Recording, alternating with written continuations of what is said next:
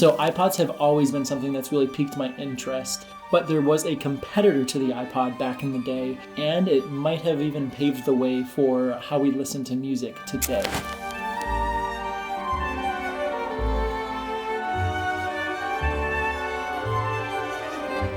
The Zune was a very interesting device. It came out in 2006, and it came out during the time where Apple had the iPod video.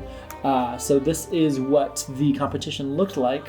Pretty different looking devices, but they both pretty much did the same thing. But this could do a little bit more, and it was even a little more future-proof. So I'll do a video on this another time, but today I want to talk about the first Zune. So like I said, the Zune came out in 2005, and this right here is the 30 gigabyte model. The Zune was really ahead of its time in a lot of different areas, and one of those things specifically being music streaming. So very much like iTunes, Zune had the Zune Marketplace. Zune Marketplace had a feature where you could pay $15 a month and you would be able to have access to whatever artist, whatever song, whatever album that was on the Zune Marketplace. If we turn it on, we get the operating system right here, which it looks a little bit different than it did when it first launched, but this is basically it. It's very simple. They really leaned into future-proofing it, very modern look. So you have music, videos, pictures, social, radio, marketplace, games, and settings. Now, a couple of those things, the social and the marketplace, that's where things get a little interesting. Because in 2006, on an iPod or really any other device, you did not have the ability to go and get new songs right on the device, but you could on the Zune. So if you go to your marketplace, you'd be able to stream, download songs that you didn't already have on your Zune, which is really cool.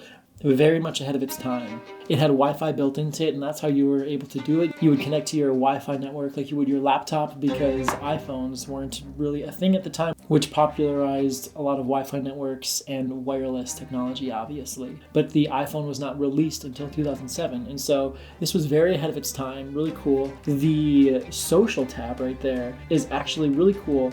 What you could do with social is you could share songs that you had in your device with other Zunes or other people that had Zunes. So now another thing you probably noticed is the size of the screen. So this screen is a whole heck of a lot bigger than this screen.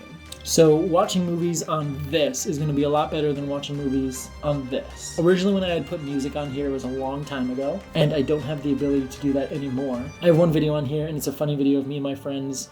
But as you can see, you get some video playback.